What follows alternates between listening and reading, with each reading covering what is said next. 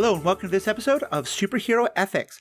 Today I'm talking about one of my favorite sets of books that I actually decided to reread recently because a good friend of the podcast and frequent guest, Danielle, written in the Star Wars, did a great series of TikToks as she reread them. And I was just like, okay, not only does this make me want to reread the books, but this makes me want to talk about those books with her. So Danielle, welcome. And I'm so glad you're here to talk about the Hunger Games trilogy. Thanks for having me. I'm excited to talk about it. I haven't been on anything to talk about it other than my TikTok videos, so yay. Awesome. Well, let me just kind of start there and ask, so what was it that made you decide to kind of give these books a reread? Well, I never read The Ballad of Songbirds and Snakes when it first came out. I always meant to, but I just kind of kept pushing it off. And I decided this year that I wanted to go ahead and read that. But before I did it, I wanted to reread The Hunger Games because I hadn't read them since I was probably like 16 years old. And I'm 29 now. So yeah, I figured it was time. I hadn't read them as an adult, so I wanted to do that. And gosh, they held up so well. Yeah. I was older. I read them as an adult, but I think when I read them, I was mostly just like, okay, I want to have an idea of what's going to happen in the movies. And utterly fell in love with them. I think I read them in like 2 days because I was traveling a lot. And getting to go back and read them, though, there was just so much more depth that I had forgotten about and so much more just ways in which I think the book format allows you to explore things that I think the movies are fun, but they just don't really show up on screen. Yeah, definitely. There's something that with Katniss being the first person, which I find is really interesting because it's hard to write first person and get all of the emotions of other characters and of the plot across to the reader, because you can be so focused on just the character whose perspective you're telling the story through. But that wasn't an issue with this, I find. There are some things I wish there was a little more exploration of, but the plot is explained very, very well. The setting, everything, even though it's in first person. Yeah, I think the fact that it's in first person is one of the things that struck me most, because I'd forgotten how effective that is. First of all, just because you get so much of her internal monologue, and don't worry, we will be talking all about that. We're going to start in general here. But also that, not in a bad way, I think the way any human being is, she's an unreliable narrator. Yeah. And so we're constantly seeing both Peeta's actions and Gale's actions and her father's and Snow's and Haymitch through her perspective. And there are definitely some times where you're like, oh, I kind of wonder what was really happening. And even a few times you're like, Katniss, you're fantastic, but I want to shake you because you're hearing this in a way that I think is not what was being said. And it just, I kind of have felt the same way about a lot of other adaptations like that. There's a way in which the camera is always going to, the camera appears to be giving an objective perspective that doesn't actually really make sense. And I feel like in a world where so much of the book is about doubting your own perceptions because so many others are trying to control who you like, who you don't, how you look at them, having it be from that perspective really helped to underline that point a lot more. Yeah, I agree. It's funny because I think about the first time I read the book, you're with Katniss on this. So you don't know, the same way she doesn't know that Peeta is only with the careers because he's trying to save her. We don't know he's only with the careers because he's trying to save her. We don't know what his reasoning was behind telling Haymitch that he wanted to train separately after those first couple of days, just like Katniss doesn't know. And so it's funny to go back and reread it after knowing all of these things. And it is so easy to be like, Katniss, that's not what he's trying to do. That's not what, he's trying to save your life. But it's easy to forget that we used to be along the same path as her, wondering what his real motivations were. For sure. And I think it does and we'll talk more about this, because I think one of the big things we're going to talk about is the romance among the three of them.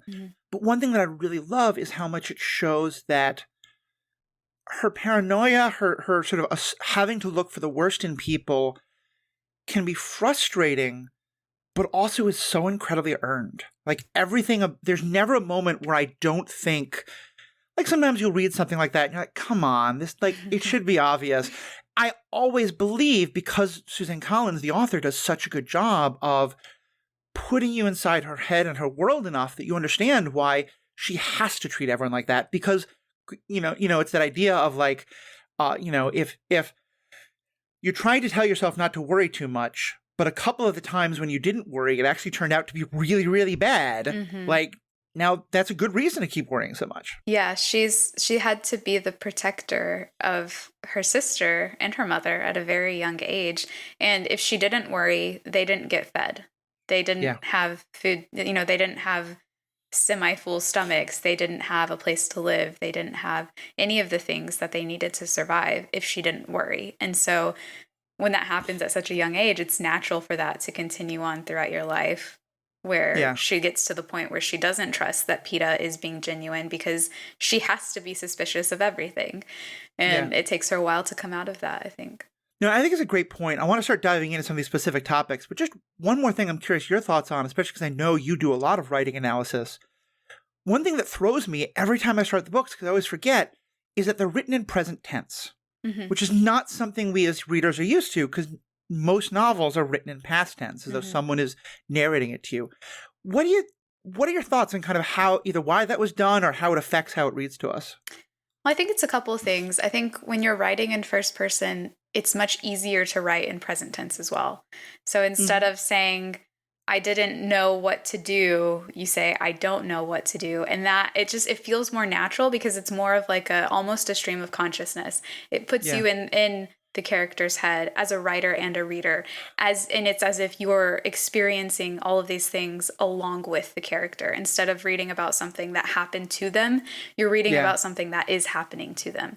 And I think that is very much key in keeping the reader engaged and keeping the momentum going, because it just keeps adding on to the one thing after the other.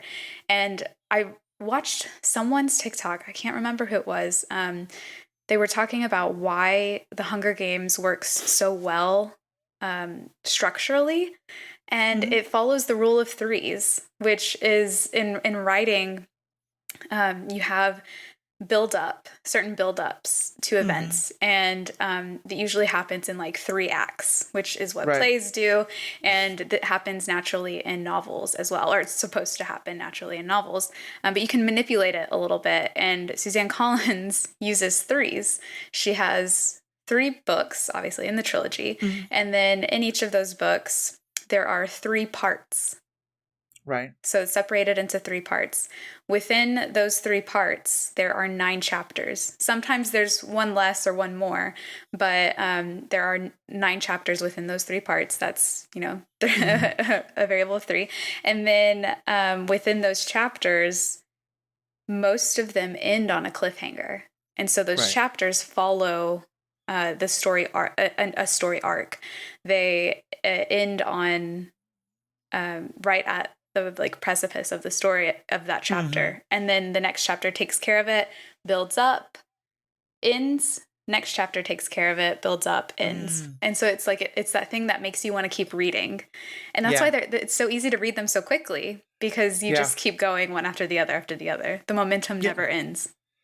And I think that works. So I'm really glad you put it that way. I'd never really picked up on that, because to me, part of what it also conveys is it's the immediacy for her. Like, one of the things that I was thinking of, first of all, there's a sense of, if I'm reading something that is written in the past tense, on some level, my brain is going to think that means you survived this, Whereas if I'm reading what's basically a stream of consciousness, then I feel like it's more likely that the author might be like, and then she died, and now here's, the epilogue or something like that. Yeah. But more to the point, I also think when you read it in the past tense, there's often a sense of like the author is able to now see the whole thing and consider what was going on. Whereas because it's written in that present tense, it really, I think, helps give that idea of like, this is not a person who, there are some times where she gets to sit back and make immediate thoughts. But so often she Prim is called, she has to decide what to do. Peeta says he loves her. She has to decide what facial expression to make. Like, everything she has to do is in the moment. And the present tense, I think, part of I think why I was thinking of it is, not to get on a whole other tangent, but there's a set of books in the Star Wars universe that I recently read that were also written in present tense, where I felt like it really didn't work. I think part of it is because in that, the POV is shifting constantly between different characters, and a lot of it is in third person, not first person. And so, to me, this just felt like, I was like, okay, I feel like it can be a gimmick, or here it is used so well. Yeah, I think you're correct. In past tense, it is like the author is kind of saying, "Here's this profound thing we've learned from this story as the story's being told," which has its merits and can be done really, really well. And there are some people who just write that way more naturally. But first person is like, there's not so much time for profound, thought out sayings in first person. It's just they can happen, and they do happen. They happen in the Hunger Games, but it is much more the action. This is what's happening. This is what we have to do. Thanks. Right. So let's talk about some of the major elements. And one I know, because I know you've commented on this a lot and the different characters, is that there is a romance at the heart of these books, as there often is in YA.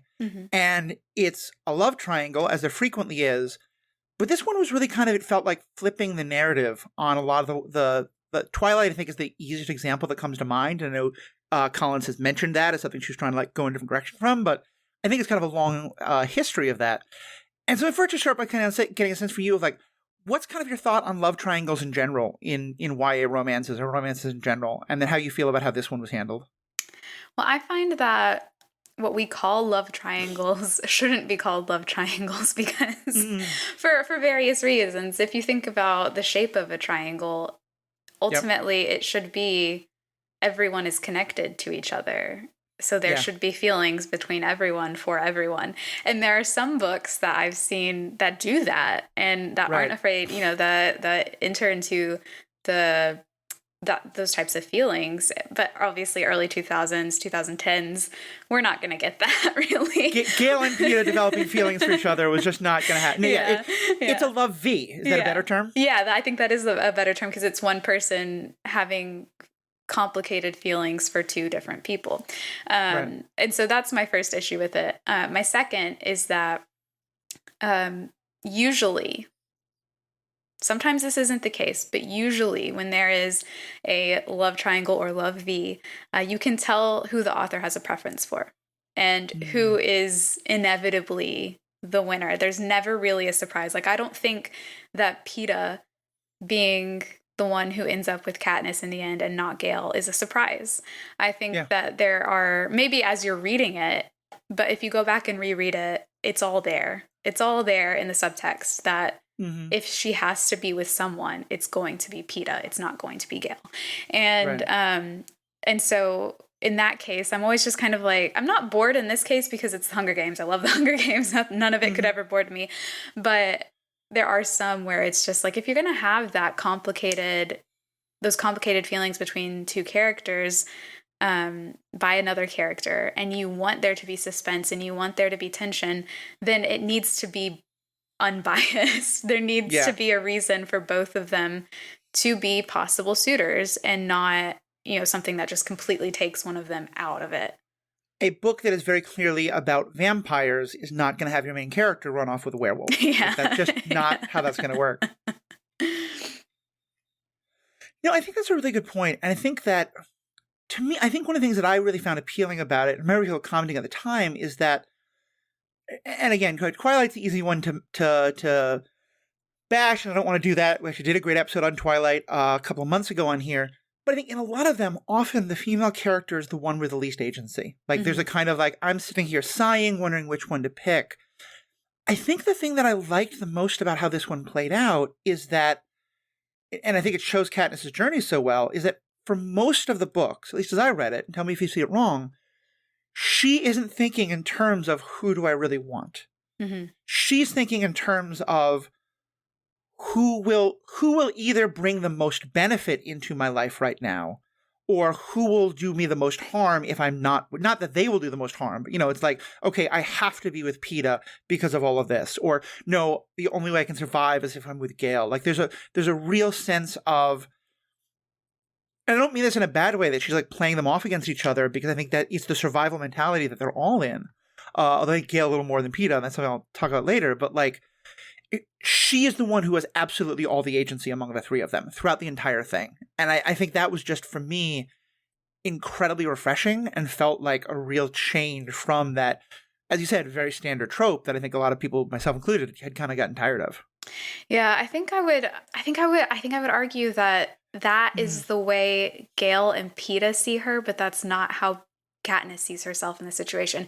Because I think Gail and Peta do see her as choosing who is going to benefit her the most in this situation, hmm or what she has to do to survive in this situation. But Katniss sees it as just surviving. Like Yeah. she's not saying, "Oh, I have to be with Peta because I have to survive." She's just looking at what is in front of her and thinking, "I have to survive. This is what it is." And she's not viewing it as romance. She's not viewing it as a Yeah. relationship. And I think that's why um, there's a part in Mockingjay when Peta and Gale think she's asleep, because you always have to have a scene where the two suitors hmm think that they think the girl is asleep, and they are talking about their feelings for Katniss and hmm about what she might do, what she might choose. And Gale says, it's easy. She's going to choose who she thinks she can't survive without, or who she thinks, whatever. Yeah. And Katniss is hurt by that. She's hurt by hmm Gale saying it. She's hurt by Peta not denying it, Yeah. because her feelings have always been used against her Yeah. her entire life, and especially since the Hunger Games. She's not allowed to explore her real feelings for Peta because she has to continue on in this facade. She's not allowed to explore it. She's not allowed to think about what her real feelings might be, because she has to put up these overly dramatic fake Right. feelings. And she's not allowed to explore what her feelings for Gale might be, because he's he's trying to get something from her that she's not sure that she wants. And Right. but she thinks she might want it, but she's not sure, and she can't, because Snow will use that against her, Yeah. and Coin will use that against her. People will always use that against her, and so she's taught herself to keep her true feelings to herself, Right. pushed back in the back of her mind, so that no one can use them against her. And so I think for her to hear someone say that she would choose, it would be like math for her to choose which one she's going to be with, Yeah. I think really hurt her, because that's not who she is. She's a very emotional person. And that's what I like that Suzanne Collins added to that, was that hmm no, like maybe she will choose the person who she can't survive without, but it's not going to be because of that. It's going to be Yeah. because she's finally letting herself feel for the first time. No, I think you're really right. I think you said that much better than I could, because that, to me, that's kind of what I meant about it. I don't think she's doing it calculating. Like, I think it is very much that it is just the survival sense. It's not this cold calculating thing, but that's Yeah. how it appears to others. Yeah. And yeah, to me, that what you said about the end is very important, because to me, that's one of the things that is so beautiful about the ending chapters and the epilogue, is that it's when she finally actually has the ability to choose. Yeah. That she can allow herself to feel. And one thing that I kind of, and again, I don't know if I was reading into this, or if you think it's there as well. Obviously, one of the major plot points early in the first book, but it runs through all of it, is that when her mother died, when her father died, her mother utterly fell apart. Mm. And could not take care of the two kids, and she couldn't work, she couldn't do anything, and that's a big part of why all three of them almost starved to death. Mhm. And that Katniss at the age of 11 had to take care of the family. And I think that's a horrific thing for a kid to go through. I related a lot to her journey as someone who had very alcoholic parents at that age and started going to PTA meetings for my sister. But kind of what it made me wonder is a part of, because one thing I think is so powerful about it is, as you said, she often will start to feel feelings and stop herself, because she's like, I can't allow myself to do this. Even to the point of, there's so much compassion where she's like, well, but it would be mean to, Peta has to think that I don't have feelings for him, and so it'd be mean to go cuddle with him now, or it'd be mean to Gale. She wants to protect them almost. Mm-hmm. My point with all this being, do you think it's fair to say that part of why she's so afraid of that is because she saw how dependent her mother was on her father, that when she lost her father, her mother just broke? Yeah. And that a part of her on some level is like, I don't ever want to be that dependent on someone else, because I have to take care of Haymitch. I have to take care of my mother and sister. Mhm. I have all this responsibility. I can't be vulnerable like my mother was. Yeah, I think there's a part in either Catching Fire. I think it is Catching Fire, where she thinks Yeah. it's somewhere along the lines. I hope I'm not misremembering this, but I feel like there's a part in either Catching Fire or Mockingjay where something happens to one of them, and Katniss feels a little more sympathetic towards her mother, because she realizes, is this what she felt? Is this like absolutely paralyzing, destroying feeling what she felt? Who am I to say that I wouldn't have ended up the same way? And I want to say that you see this in the way that she feels, because when Gale gets whipped within an inch of his life in Catching Fire, she is beside herself. They have to take her out of the room. She can't deal with it. And when Finnick has to bring Peeta back to life in Catching Fire in the arena, she is beside herself again. She won't move. She won't leave. She stays there with him until someone brings him back to life.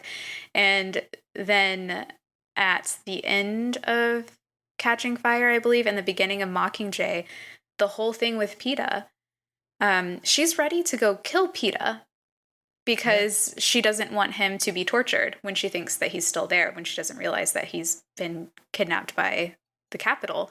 And when she sees what the Capitol's done to him, she realizes that it might be her fault, that Snow might be ready to kill him if she says anything wrong. She can't speak. She can't do what she needs to do to survive and to help others survive because of that debilitating feeling. And I think she sees that in herself, and I think she recognizes it. And it's only when everything's over and done that she lets herself fully feel that. Right, because I think one of the things that happens is that she no longer feels like she has to live for someone else. Yeah. You know, there's this crushing, I think, codependency that she had. I don't mean that in like, it's a kind of easy word to be like to judge someone else. I don't mean it in that kind of a bad way.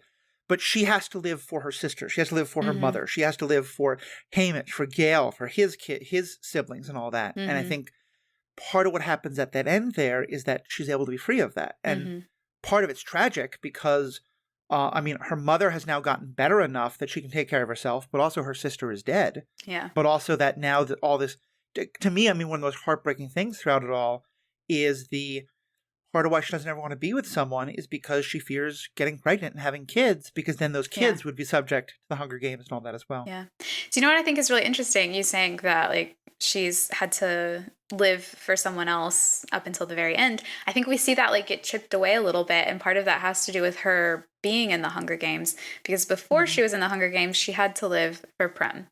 And then when she's in the Hunger Games, part of her is still like, I have to get back to my sister. But there's a part with Rue where she thinks about if it's just her and Rue at the end. And she's like, I have to get back to Prim. But wait, Prim has people. Prim has Gale. Prim has their mother. Prim has Peeta's father. Everyone in District 12 who promised they would look after her, Prim has. Rue has nobody in that arena except for Katniss. And that Katniss separates in her mind. Prim has what she needs. I have to be here for Rue. So she's living for Rue in that situation. And then in the end, after Rue dies, Katniss has to kind of live for herself for the first time instead of for someone else. And each time she's in the arena, she decides who she's going to be living for, if it's herself, if it's someone else. And I like that we see that chip away in each book until in the end she doesn't have anyone else to live for. She has to find a reason to live for herself. One of the things I thought was so powerful was just reading how she feels about keeping Peeta alive in book 1 versus in book 2. Because in book 1, she went through this whole thing of, first of all, thinking that he was a career and that he was trying to kill her, and also not understanding the Declaration of Love and not knowing if it's fake or what. And also this feeling of owing people, which I want to get to in a second. But when she does go to save him, she's very clear in her head it's because she feels like she could never go back to District 12 if she did let him die. Like, there's a real sense of she wants to take care of him, but also it's the constant, like, I need to keep him alive so that I can, and again, not in a calculating way, it's just the immediate where her brain goes. Compare that to book 2, where she goes in fully resolved to die so that he can live. Yeah. And it's no longer about, at this point, like, both of their families are in the Victor village. I mean, his family isn't, but his family's doing well because they're merchants, sort of. It's not about, like, I have to live for someone else. It's just that about, like, she's convinced Peeta is better than her, and she owes it to him to try and live. I also think is a little bit of a cop-out on her end. Like, I'm not on both their ends wanting to die for each other because they couldn't stand the idea of living and knowing that their life cost the life of a person that they care deeply about. And Katniss isn't ready to call that love yet. Peeta is. But neither of them can stand living that way. And so I mean, I don't mean it in a rude way, but it is a little bit of a cop-out. And Katniss says this in the book to her, she's thinking it. It would be worse to live than it would be to survive in this case. And I think, Yeah, no, I think that's such a good point. And it's, I know I know you were poking fun at the idea, but you made a TikTok about, like, no matter how in love you'll be, you'll never be the two of them fighting to keep the other alive. And I responded with, actually, I've been in codependent relationships. Yes, I have been. It wasn't good. It's a love that's nice to read about, but in practice is not so fun. Yeah, not. And I think that's part of it is that, like, I think if it had just been that love gets to continue into book 3, it would have been a lot worse. The fact that it's challenged again. Yeah. And it's funny, I never even thought about this, but throughout the whole book, she is constantly questioning his motives throughout the whole series. And one of the things that the Capitol does, that Snow does to him, is to now make him question her motives. And that's, I think, I never thought about it this way, but I think that kind of puts them on almost an even level, that they now both had to go through this, because I know she always feels like she can never live up to him because he has always loved her and she hasn't. Yeah. I think that there was one thing that was holding her back is that Peeta has always put her on a pedestal, and she could never see herself the way he saw her. And that made her uncomfortable because I think it made her feel like she had to live up to a certain expectation he had for her. And he didn't see the ugly parts of her and the cruel and mean parts that she could see in everybody, and especially in herself. And I think there's a part in Mockingjay when they get Peeta back, and she hears him say, like, that he hates her and that he wants nothing to do with her and all these things. And she thinks he's finally seeing the real me. I don't like it. Like, I want to go back to when he saw the best of me, because he was the only one. Not the only one, but he was the person in her life who made her feel like she could be something other than what she saw in the mirror. And to have that taken away from her, I think was needed, but also to have it taken away that way must have been really excruciatingly painful. Yeah. No, I think you're very right. I think actually I saved that page, and I think she does specifically say, like, he was the one person who saw that it could be better. Yeah. And it's wonderfully juxtaposed with, there's a line when she's thinking about, like, she can be with Gale and she's kissing him, of, like, this is easier. Because Gale, she doesn't quite say it, but there's an element of, like, Gale is as broken as I am. Yeah. Which is powerful. The other thing that kind of came up for me as we're talking that I have some thoughts on, but I really want to hear what you think. In the books, the idea of owing people is constantly in her head.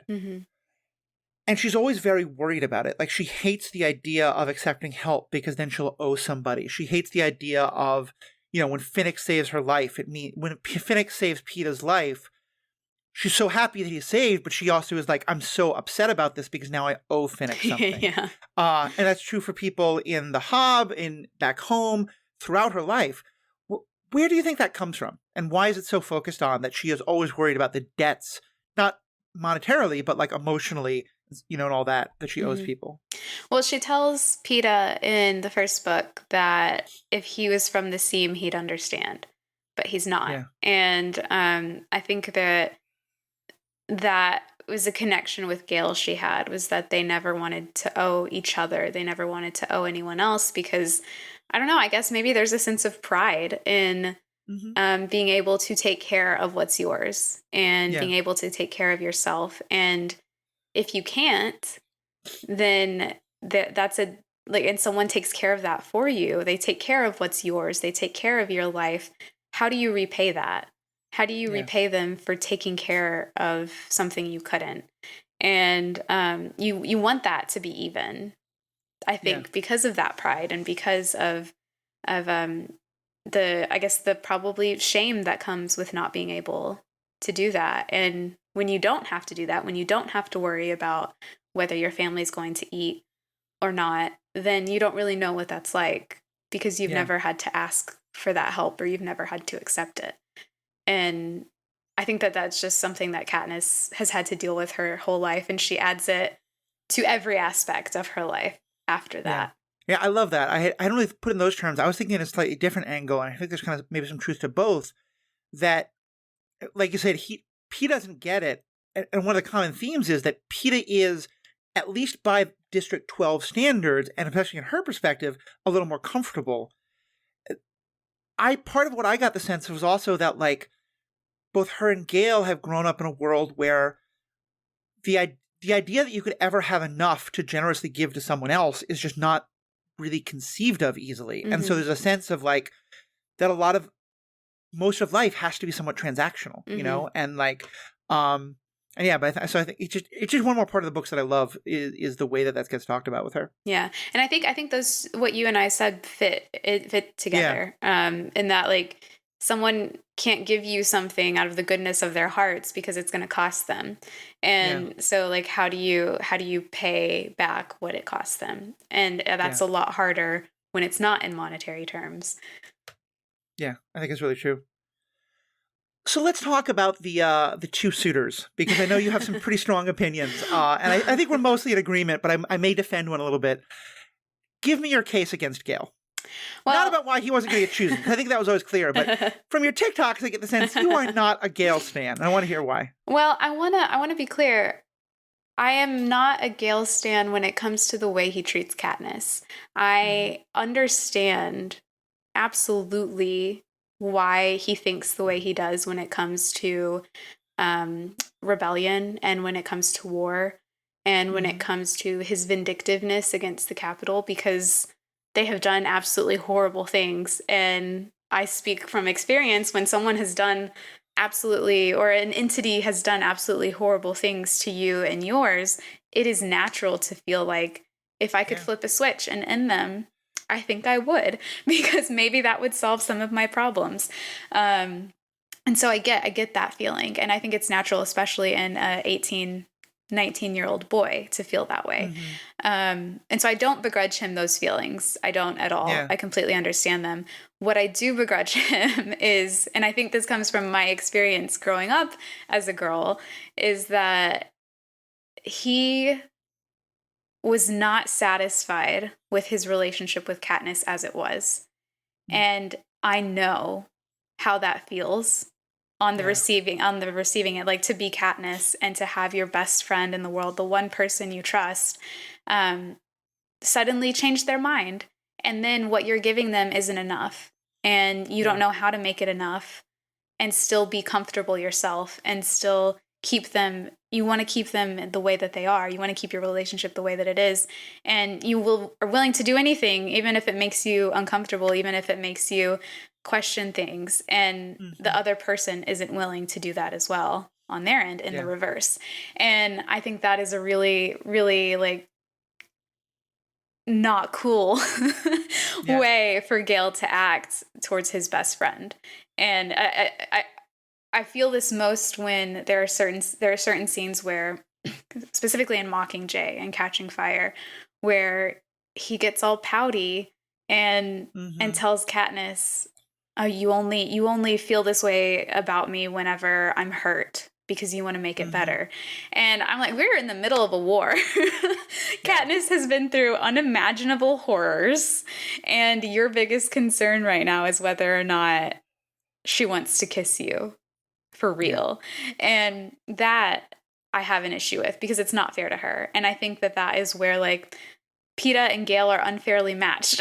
I will give Gale that. They're unfairly matched, because from the bat, like, Peeta has his moments at the end of the first book and very beginning of the second, where he's hurt that Katniss doesn't feel the way about him that he does about her.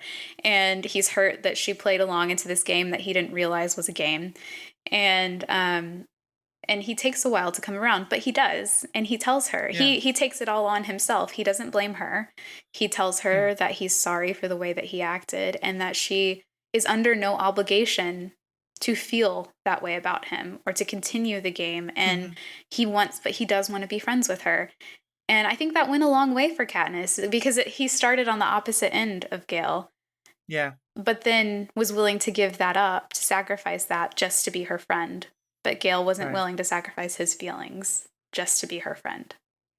Which I think is, I mean, to me, that's really where I define love, is not to a codependent way, not to a way where you're violating your own boundaries, but is to a way where you are, you know, like, let's say, whatever the person is to you, you know, they get a job offer that's the perfect job offer, and it's on the other side of the country. And your response can be to say, this is really great for them, and I'm happy for them. I'm sad that I won't live next to them anymore, and I will find an appropriate place to explain that. But primarily, this is what is good for them, and I love them, and I want what's good for them. Or it can be, you know, not only am I upset that you're going to move away, but I'm going to take it personally that you're choosing that over me, you know, that kind of thing. And I think that's really where they separate some. Well, I was hoping we'd get a good debate out of this, but actually I think we totally agree. Because the main way I wanted to defend Gale is that I do think that, but you just said all of it, like that Gale's opinions on the war do make a lot of sense from where he is. And I guess the one thing I would add is, and I think this is true, like I think Peeta is just fundamentally compassionate. Yeah. And that to me, one of the arcs of the books is that Katniss has a lot of compassion, but she generally fights it because she believes she has compassion for everyone, but she has to take care of the people she has to take care of. And to me, part of the point of the books is her learning compassion. I read a great piece I saw a TikTok a while ago. I need to get better at like writing down the people who do these TikToks because they always influence me. But basically they were kind of doing a literary analysis of love triangles. And they said that one of the points often of a love triangle, or love V, as you said, is that one spoke represents the character if they stay the same. And that one spoke represents the character if they go into this new aspect of being, you know, a new part of who they could be. And I think that's very true for who Gale and Peeta represent for her. The other thing I'd just say, though, is a little more of a defense of Gale. I still don't think it excuses the way he talks about her like that. I totally agree with you there. He never actually asks her, do you actually have feelings for Peeta? Do you have to force all this? Like, he never interrogates that with her. I mean, not interrogation, but, like, you know, he never questions that. Yeah. I think, though, the thing that I think is important, and I do think this is kind of a point of the book, is, and this lets me not blame Gale less, but also understand him, in the very relative world of 12, where in fairness, everyone is still very poor, Peeta is still a lot more privileged than Gale. Yeah, that's true. And that's part of the whole, like, he's not from the seam. And I do think part of what the books are about, and I think this is, like, often we talk about privilege and in a very bad way, and I think that's a really important thing. But I think that Peeta is given the chance to have, like, what Peeta does of throwing the bread to this, you know, starving girl, part of why it hits Katniss so hard is she could never imagine doing that. Because every scrap of bread is either needed for me or is needed for the goat or, you know, whatever it is. And so, yeah, I guess that's just, to me, my other thing is, like, I feel like Gale is absolutely unfair to her and wrong, and I disagree with him where he gets politically. But I think that the part of what I think the point is that the horrible situation that they're in the seam is part of what makes both Gale and Katniss who they are. Yeah. Katniss gets the chance to get out in part by going to the Hunger Games and meeting Peeta and all this, and Gale never gets that chance. Yeah, that is a good point, that Peeta was allowed room to have compassion build up in him, which is interesting because his mother is not compassionate at all. And it's almost like, you know, I'm thinking of this just now as I'm talking, but Katniss and Peeta end up as polar opposites of their mother, really. I mean, they have, I mean, Katniss has some of her mother in her. I think that comes, I think she does have, Katniss has a strong ability for compassion, and we see that over and over and over again. And I do think that comes from both her father and her mother. But where her mother isn't able to push past some of her grief and take care of her children, which is understandable. I think her mom gets a little bit of a bad rap because that would be unimaginable pain to have to go through. And she was in depression, and you can't always control what happens during that. Katniss is not like that, and she would not. I don't think she would allow herself to become like that when other people depended on her. Yeah. Now, we see her like that after Prim dies, but no one is there to depend on her anymore. Yeah. So she has no one to fight for. And then with Peeta... Oh, go ahead. I was going to say, and I think part of that is also why she's so hesitant to let anyone depend on her. Yeah. And maybe that's also part of the owing thing, is because if you owe someone something, then they are depending on you to eventually, like, do the favor back or whatever it is. Yeah. And then with Peeta, his mother, who we don't get a lot of, understandably, because it's not through Peeta's perspective, but his mother is very cold and very abrasive and judgmental. And Peeta is the exact opposite. And I think it's kind of beautiful to see how he was able to become so compassionate. And I will say also that one thing I've realized in my reread is that Katniss's weakness is human compassion shown towards her. And I think it's because she got so little of it. She's not used to it. She's not used to letting it in. And we see that like over and over again. We see it with Peeta. Peeta being compassionate to her is an absolute like pierce to her armor. Finnick being compassionate to her, another pierce. Right. Every single person who shows her compassion, she is unable to let them go. Yeah. No, I think it's really beautiful way to put it. We could talk so much more on this. I want to kind of keep on a similar topic, but expand a little bit. Because again, this is something that the books go into a lot more, that and in this regard, probably you really couldn't show it on screen, and that's better. But I'd forgotten how much in the books, the way that the victors are sexually exploited is really a big theme. And I mean, it's funny because it's very much like it is, the language is never like purple in any way. I mean, like it's YA from the 2000s, and it's funny to think it's not been that long. You read YA today, it's much, much more explicit. Like the most explicit we get is her having a hunger as she kisses him. And that's all. But, they talk about how most of the tributes, like their costumes when they come in for the gala are often, they're just naked or they're incredibly sexually provocative. And this is when they're children. Yeah. And Finnick talks about how he was given away, and it's implied, but I think in the books it's made much more clear that like the sexual favors of the victors are traded quite openly. And yeah, I'm kind of curious your thought on how that part of the book's played for you and kind of what effect it has and why it was in there and whether it's good or not. Yeah, I guess not surprised because a lot goes over your head, I think, when you're when you're younger and reading these. But I completely forgot about the fact that they wanted to give Katniss breast enhancements. Yep. When she was 16. And the fact that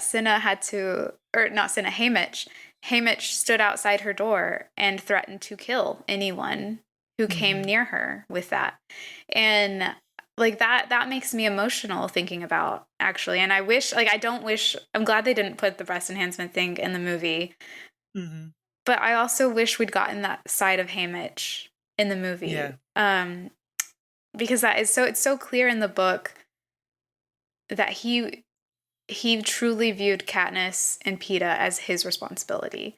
And him being like knowing that he needed to be there during that time and not just like slacking on his responsibilities like everyone always says he does. He was there. He knew that they would probably request something like that. And he said, absolutely not. Over my dead body, you will. And I think it's so important to show that people can be there for women because, like, obviously we don't have the Hunger Games now in our own real life right now, but it's important to show that in other facets. I think that people can stand up for other people, especially women, in those instances when things like that happen. But I just thought it's so incredibly devious and evil to make children fight for their lives anyway, to kill each other, and then to have it not even be over once they leave the arena. Like, leaving the arena is just the beginning. Yeah. You are going to be fighting for the rest of your life. And I think it's so sad in Mockingjay when Katniss learns about everything that everyone has been through, all the victors, Haymitch, Joanna, and Finnick. She thinks, would this have been my life after? Yeah. Not only would she have had to pretend that she, feel feelings for Peeta that she wasn't ready to admit to, or that she wasn't ready to feel, but she would have also been subjected to probably sexual assault and so many horrible things. Her mother and sister may have been killed in the process after she tried so hard to save them, and everyone she loved may have eventually died anyway. And that's just, it's so cruel on the Capitol's part to do that.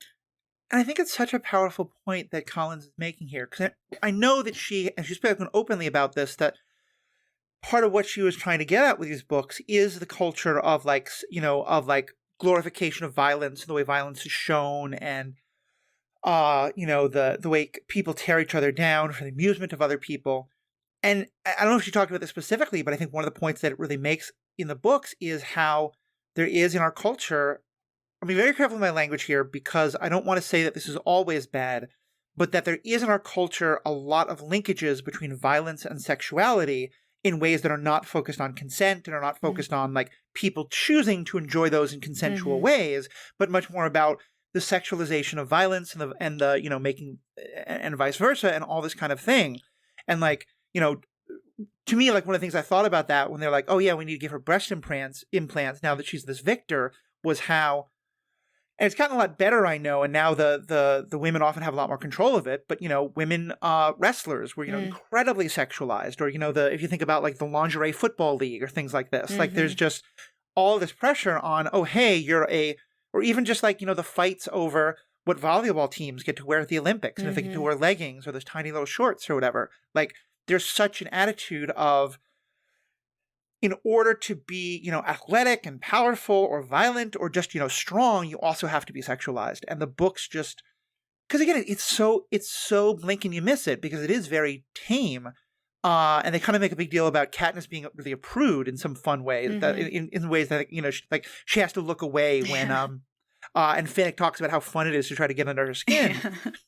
But I think part of what she's getting at is that she's reacting to this incredible sexualization of everything around the Hunger Games in a way that, you can't show teenager, like there's no reason to show it, because then I think that is just adding to the sexualization of it. Yeah. But to read about it, I think is really powerful. Well, I think it's also like, I think it's interesting that they were all for Katniss being this innocent little girl when she showed up to the Hunger Games. But then as soon as she's the victor, she has to play a different part, and in order to stay interesting. And I see that a lot with young actors, especially I'm thinking, like Millie Bobby Brown and Sadie Sink, that, they start acting when they're young, when they're children, and society humors them. But then how long does it take before you see nasty, gross people in the comments of Instagrams and other social media as soon as they turn 18? And it's disgusting. And it's like they're allowed to be innocent in the beginning, but then once they reach a certain point, they're no longer allowed to be innocent. And I think that's so devastating, because you're already having something taken from you, and yet you can't keep even this one thing that is supposed to be yours and supposed to be your choice. It's being taken from you as well. Yeah. And to me, I think it's a great example of how it happens in our own world. And to me, one of the most damning parts is not only does the Capitol do it, but District 13 winds up trying to do it to her. And granted, it's because it is stylists from the Capitol, but they make her look very sexy. They want her to look like the Mockingjay is this like sexually appealing, like I want to, follow her, I want to date her, I want to be her. And it, it takes, Haymitch to kind of lead the session where they realize like, no, wipe all that makeup off of her, let her look like she's always looked. Because even in District 13, they're kind of still doing that. Yeah. And Haymitch, like you said, Haymitch is still there to protect her. Yeah, it really is. One other quick thing I want to say about Haymitch that I think you're right, a lot of it doesn't come through in the book, in the movies. a detail that just made me sob, and it's at the very end of the third book, where it talks about how her and Haymitch and Katniss, Haymitch, Peeta, and Katniss, and even like their families a bit, put together this book of like memories of all the people they've lost. And in it, they say that Haymitch tells stories about all of the tributes who came before. Yeah. And it's true that he is so cold to them. I'm sorry, I'm really even talking about I'm gonna get cry too. Yeah, but because I think what it says is that he has had to, really care about kids for 20 years and every time watch them die. Of course you're going to have to start walling yourself up from that. Of course you're going to have to start protecting yourself from that, And I think like Peeta, as horrible as Haymitch is at times, in that moment I was like, yeah, I completely understand now who you are and why you are and how much of a journey you went on. Yeah, so it was 24 years before Katniss and Peeta came that Haymitch had to be a mentor, because we don't know how long the mentor before him, Lucy Gray Baird, lived until, and that's what 50 plus kids that he had to watch. He had to accompany to the Capitol and then go back home by himself. Yeah. And without them. And like, what does that do? Like, no wonder he ended up the way he did. It's a wonder he survived. It's a wonder he didn't do something drastic. And like, it's just, I can't imagine having to live with that. It's just so powerfully done. Well, and because we talked about District 13, I want to use that to talk about the last big thing I want to talk about and then give you a chance with any other last things you want to add. So in the start of the third book, Katniss is so angry that all of these people had a plot to get her out, but to not get Peeta, and that they had been lying to her all along, including Haymitch. Was the conspiracy right to do it the way they did, though? Because she is an essential part of overthrowing this horrible totalitarian government. They almost replace it with another one, but she's able to stop that. Were they right? Or were they justified, maybe is the better question. It's tough because I understand why they didn't tell her or Peeta, because their focus is on the many. Katniss and Peeta's focus would always be in that moment because of what they've experienced themselves, like each other. And because they're the only two people, I think, in their worlds that they completely and utterly trust. There is no one else, I think, after they survive the first Hunger Games, there is no one else that they completely and utterly trust except for each other. And so I understand why they didn't tell them. Where I think they were not justified is the gall to do it and just expect that Katniss is going to go through with it. And just expect that she's not going to have any questions, that she's not going to be upset. And it just shows how much they truly didn't understand her. No, I really think that the only two people in Katniss's life who understood her are Haymitch and Peeta. I think Gale knows her, but he doesn't truly understand her, and doesn't understand what makes her tick, what is most important to her. Katniss doesn't care about a revolution. She ultimately does, but it takes her some time to get there. What's most important to her is always what's right in front of her, because that's what's important to a survivor. When you have to survive every day, you're not thinking about 10 years in the future. You're thinking about, what am I going to do tonight? How am I going to survive to tomorrow? And so it takes her some time to get there. And I think she does care about what is happening to people. She does. But I can't imagine at 16, 17 being forced into that like being forced to be a hero when she does not want to be a hero. And she doesn't want to be. And I think that's what's most fascinating about her. Yeah. It's right. I'd never thought about this until now, but you're so right. One thing we talk on this show a lot is about heroes. People who are claiming to be or given that mantle. And I think one thing you often expect about a hero is if, there's a burning building and in one room there's the person you love and in another room there's 20 anonymous people, like going to try and save the 20 people. And I think there's some justification of like all the things being equal that's the, heroic thing to do. But it's also like not everyone wants to sign up for that or can sign up for that. And I kind of love that these books are actually all about flipping that on its head, because she's very much not the hero in that regard. Yeah. She's heroic, I think, and is a hero in different ways. Because, it's a question I've wrestled with a lot, especially because one of the things that kind of struck me, and I don't think they're the same at all. I don't think these are on the same level at all, and you might tell me that I'm totally wrong, and I'm totally happy to hear it. But I think there's some connection between them lying to her about what their real goal in the arena is, and her lying to Peeta about what her real goal in the arena is. And I think that there is, because there is still some level of like, but the difference is she's trying to do it for Peeta's own good. They're trying to do it because she thinks they will serve the nation's better good, and I think that it's a hard to balance, and good. Well, I think Katniss justifies lying to Peeta in that, like, this is literally how they're going to survive to the next day. Like, this is literally how they're surviving. And this is what she gets. She gets survival from day to day, and how you're going to get there. Right. How they're going to make it to the next day is if she plays along with their perception of a romance between her and Peeta. Well, go ahead. Just to be clear, I mean specific, not that lie. I mean specifically when she has decided that she's going to die in the arena so that he can. Oh, yeah. Okay. I do see what you mean there. Do you know, I think both her and Peeta knew that the other one knew what they were going to do. But Katniss was naive enough to think that Haymitch wouldn't try to double play her. And Peeta expected that Haymitch would try to double play him. And so that's why he says, I think Haymitch probably made us both promises. And I'm not going to let him back out of this one, or I'm not going to allow the promise he made to you supersede the promise he made to me. And so I think that was a little different. Because I don't know if Katniss would have lied to Peeta if she thought there was no way he would know what she was planning.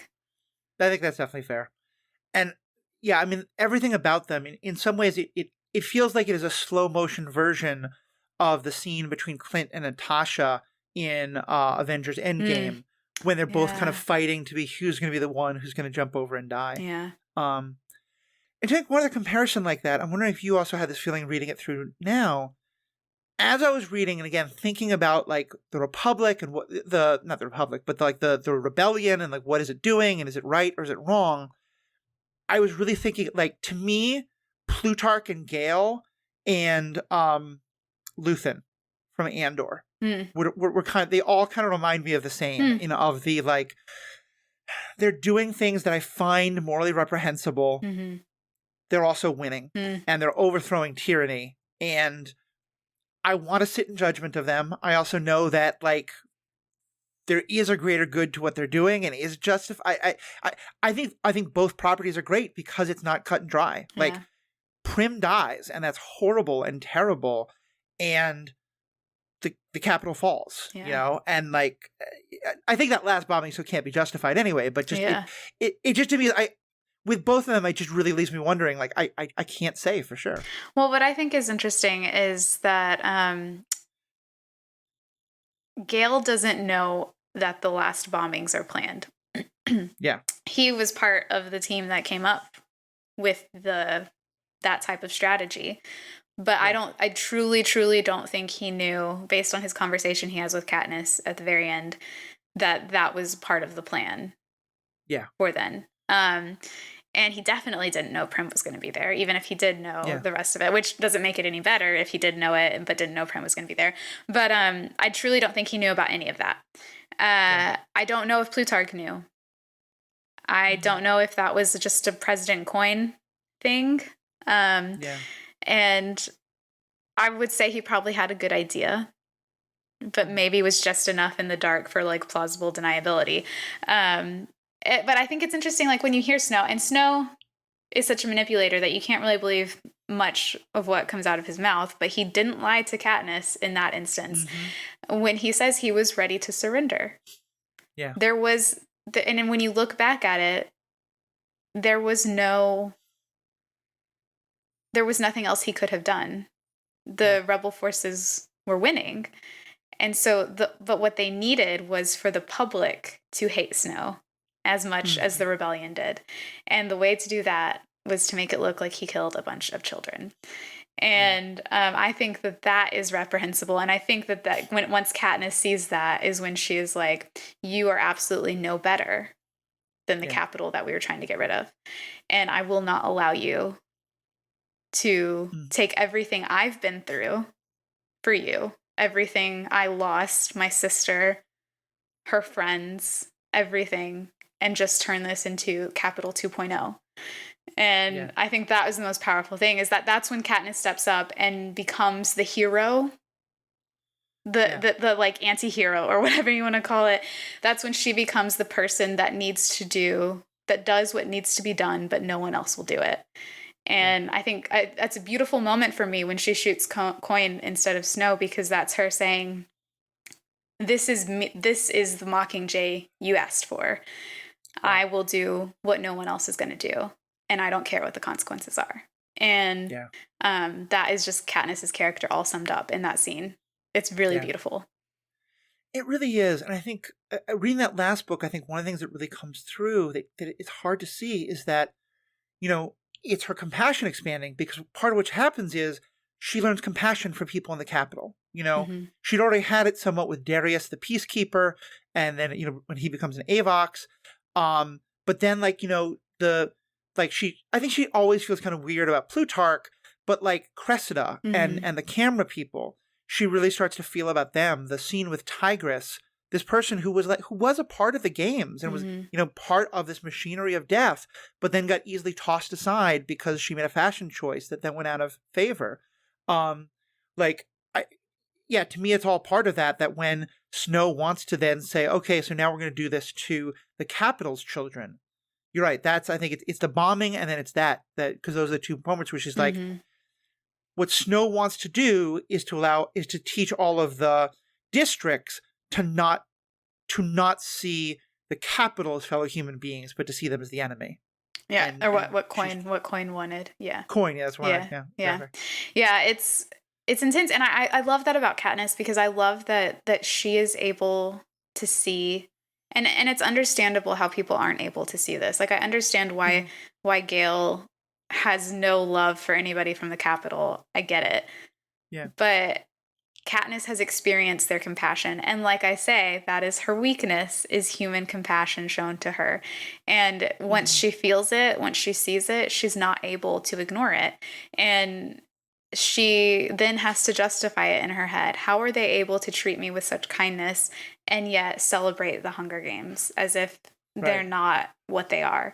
And she comes to realize, well, when you grow up in this, when you are on the other side, and it is just a game, and you don't have to see the consequences of it, you don't have to truly experience the consequences and the horribleness of it, then you would probably become desensitized to it, and you would think it's normal if that is your everyday normal.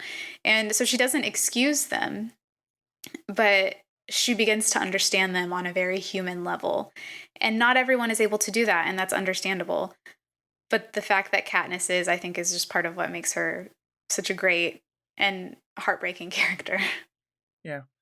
And I think it's so true. And I think it's one more of the great points that Collins is making about this particular world, but also a world in general, that, so much of the evil that humans can do to each other, it starts with dehumanizing. They're not like us. They're different because they're gay or they're trans or they're across that border, or they worship a different god, or they're a different skin color. And you look in, anything from like journals of slave owners up to racists on Twitter today, is not to excuse it in any way, but it's clear that there's just a lack of understanding of the humanity of someone else. And that a lot of the ways that, part of why representation, I think, matters so much is it helps to humanize. It gives people a chance to see, hey, this group that you always think of in these idiot terms that your uncle uses at Thanksgiving, here's actually what that person actually is, and that the way in which her stylists in particular, because as Hamish recognizes Peeta humanizes her by being in love with her. Mhm. And now everyone in the Capitol sees her not just as one more tribute. Yeah. She's not really a person. We don't have to worry about them. Yeah. But someone who someone can love. Now everyone falls for her as well, and they can't stomach because now she's a human being to them. Yeah. And I think there's also something to be said about the way they sensationalize the Hunger Games in that it becomes something where the tributes are celebrated and they're pampered in the week before they go off to kill each other.